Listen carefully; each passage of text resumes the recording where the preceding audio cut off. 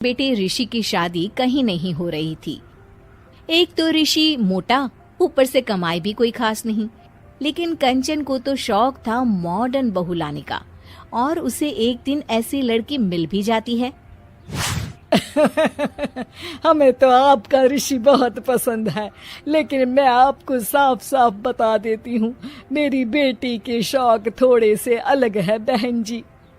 अरे बहन, हमें सब पसंद है। आपकी प्रियंका जैसी लड़की की तलाश मुझे कब से थी। जींस पहनकर अंग्रेजी में गिटर पिटर बोला करे।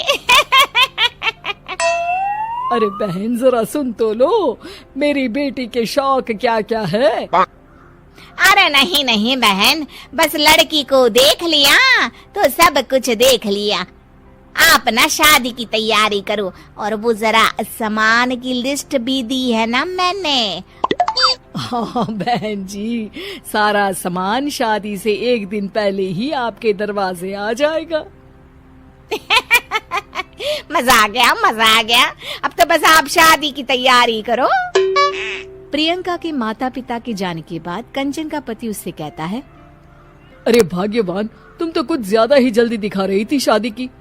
अरे बोलने तो देती, लड़की की माँ क्या बोलना चाह रही थी। अरे आप चुप रहिए जी, कुछ पता भी है आपको, बस मुफ्त में बोले जा रहे हैं। मेरी दोस्त शशि की बहू देखी, लंबी पतली और पढ़ी लिखी, हजारों में कमाई और संस्कारी भी। अरे पर जब वो मेरी बहू देखेगी तो जल भुन जाएगी। लेकिन तुम तो शादी ऋषि के लिए कर रही हो ना, या शशि के लिए? तुम्हारा लड़का कुछ कमाता भी नहीं है, और शरीर भी भगवान की दुआ से फूलता ही जा रहा है। फिर बोले आप हैं? फिर बोले आप?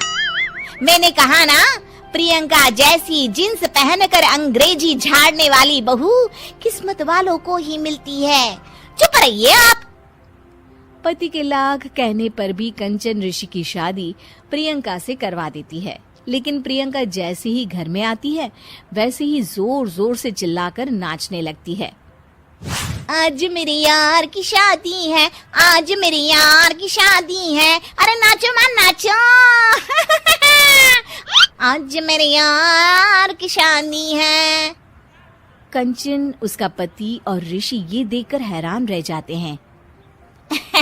लग रहा है बहू को शादी की बड़ी खुशी है। हाँ हाँ, बहू क्यों नहीं, हम भी नाचेंगे। अरे नाचो नाचो जी, मुंह क्या देख रहे हो, चलो चलो नाचो, बहू कह रही है।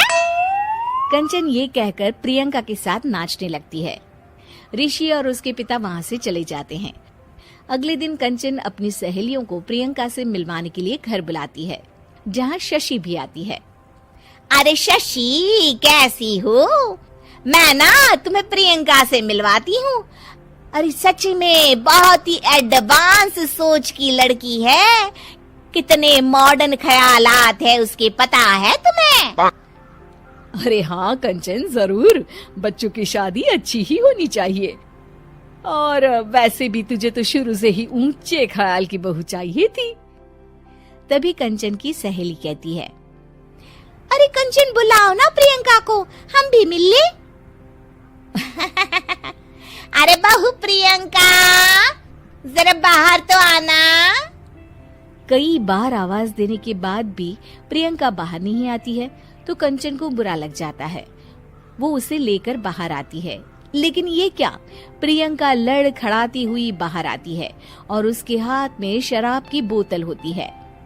हालांकि शराब पीना स्वास्थ्य के लिए हानिकारक होता है, और ये हमारी किडनी के लिए बहुत ही खतरनाक है। लेकिन कंचन की बहू प्रियंका पूरे नशे में होती है। अरे इतने सारे लोग। ये कहकर वो शशि के पास जाती है।